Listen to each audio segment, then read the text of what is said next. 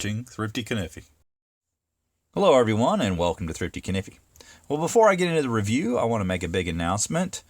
In 2 weeks, Sunday, November 19th, the Slippy and Thrifty Show is going to be going live, doing a giveaway to celebrate our 2,000 and 5,000 subscriber milestones. We're very happy to be able to have reached these milestones, and we want to give back to all of our viewers.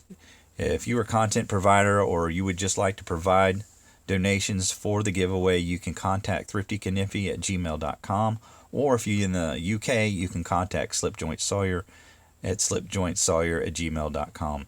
We appreciate anything that you may want to donate. It doesn't have to be a knife. It could be stickers. It could be any kind of swag.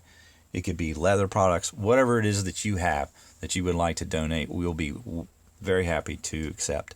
So please, again, just contact me at thriftyKaniffy@gmail.com, or if you're in the UK, slipjointsawyer@gmail.com. Thanks, guys.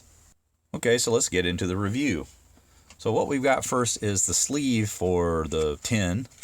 Comes in this tin, and see that just kind of slides over the top there. We've got the old Rough Ryder spelling on this and the old logo there. So this is an older model. Flintstock rifle graphics on here. Again, and then we got the model number on the bottom. It says RR555, and then we just repeat the logo on that side. Then there's the tin and it comes in, and this is embossed. It's kind of raised lettering there, you can see, for the long rifle series. And again, that graphic, which is really nice. Flintstock rifle, the powder horn, ammo bags. You got felt line cutout, and then that little bag that held the knife. But pretty nice little packaging in there. So here's what we're looking at. We've got the 3 3/4 inch Copperhead from Rough Ryder. Again, model number RR555. The smooth brown bone handles on them. Nickel silver bolsters on either end with a single thread. Very beautiful design on the flintstock rifle shield there, and just a beautiful color as well that they use for the brown bone. You have brass pins. All the transitions seem to be really well done. That inlay is very well done. I barely feel it. Just maybe a little bit of the difference in height because of the detail in the flintstock.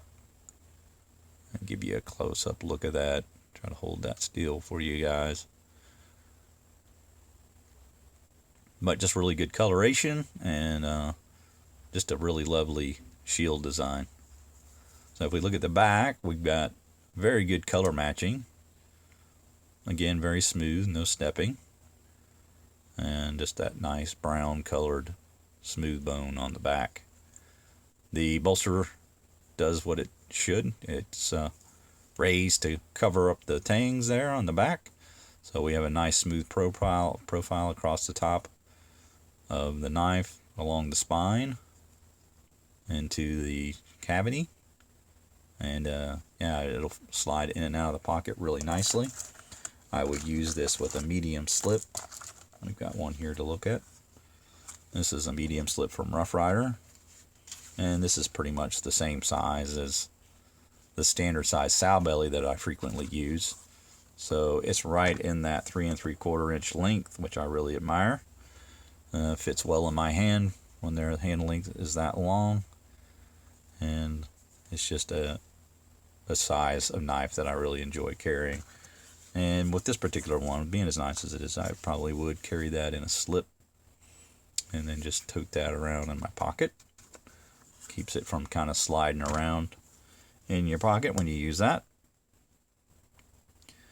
So again, 3 3/4 inches length, and let's take a look at the blades. The front blade is here, and this is like a Skinner blade, a very shallow clip, and you get the long rifle etching on this blade.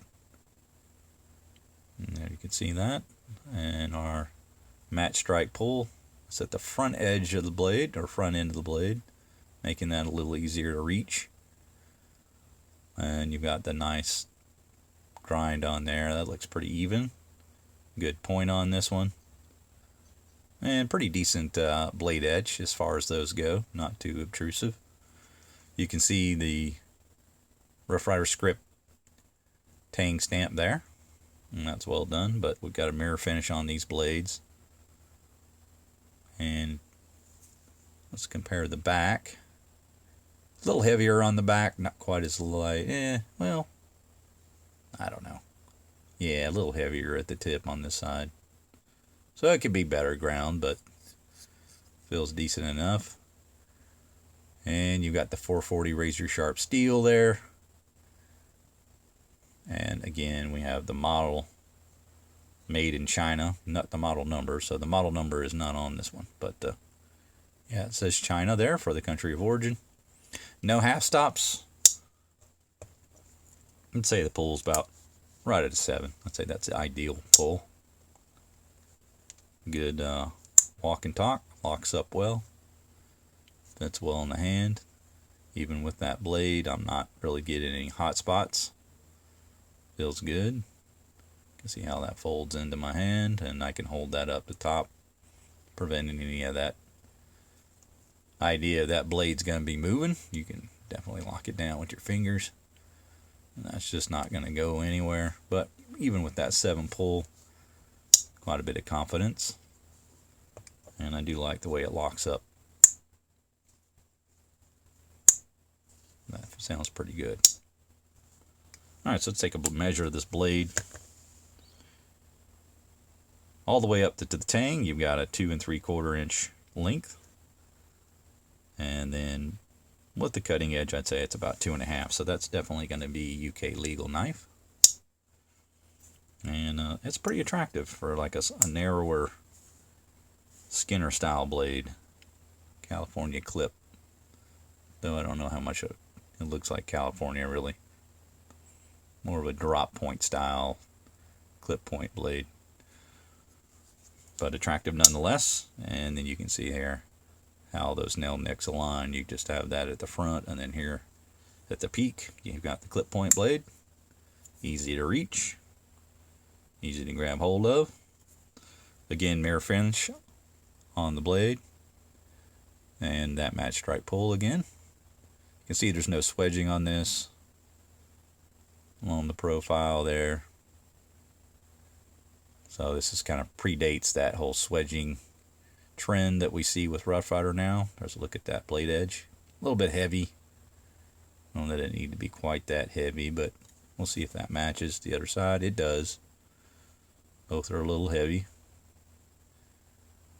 No tank stamp on this side. And no tank stamp on this side. So it looks like the stamp belongs only on the secondary blade. Our main blade is plain. But again, that clip point blade is, much more standard. Maybe has similar shape to, say, a sow belly. I'd say it's pretty darn close. Let's take a measure of the main blade. Again, we're under that 3-inch mark at 2 3/4, full to the tang. And then you get a cutting edge again of 2.5. So overall length and cutting edges are same on both blades. This has maybe just a slightly lighter pull than the secondary blade. I'd say maybe a 6.5. Still pretty confident in its action. Good close. Good snap on the open. Yeah, that feels good. Happy with the smoothness of that particular blade. There's like no roughness to its opening at all. Very, very, very smooth on the lockup, so that feels really good. And again, really comfortable in the hand with that closed. So overall, just really been happy with the Copperheads from Rough Rider. They've always been really solid. It's just one of those patterns they do really, really well, and very attractive, very useful blades. Comfortable in the hand to use. Always seem to have really good lockup. Fit and finish always seems to be pretty darn good. Again, you just got this minor gap at the top here near the bolster. Maybe just a slight one there. It's so thin it's not even worth mentioning. But overall build quality really good. Just fantastic looking handles, beautiful shield, wonderful packaging design. All in all, just a fantastic Copperhead from Rough Ryder. So if you're in the market for one and you don't own a Copperhead, maybe give eBay a try. See if you can't find one of these. They're generally not too expensive. I got this for under $20. And again, the model number, if you're looking for it, if you want to research it some more, is RR555. And the packaging should be complete with a tin and this paper sleeve. But sometimes you don't get either, or sometimes you get one or the other. So be aware of that. But a great Rough Ryder from SMKW, and a fantastic pattern in the Copperhead. Really do enjoy these knives very much. But that's going to do it for my review, guys. I hope you enjoyed it. Make sure you like, subscribe, hit the bell to be made aware of videos when they drop, and we'll see you next time. Take care.